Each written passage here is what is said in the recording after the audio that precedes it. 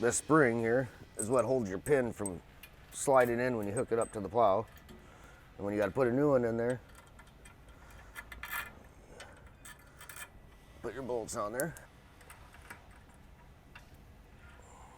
What I like to do is just kind of snug one side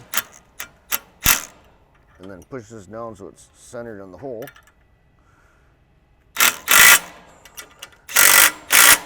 Like that. This part, if you have to replace this, stick that in there like so. You take this pin here and you go from the rear. It goes through there like that. Get it lined up. And you take your spring, which is kind of a pain, but you gotta try to get your pin spring around there. Once you get it in there, do the other one.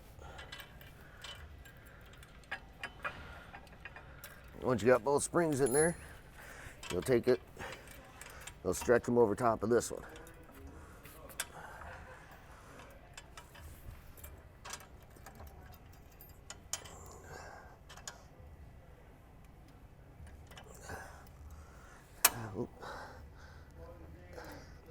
And do the same thing with the other one.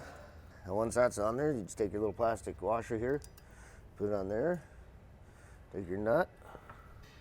There's a 3/8 to hold the inside and a 7/16 on the outside. You just snug it back up. There you go.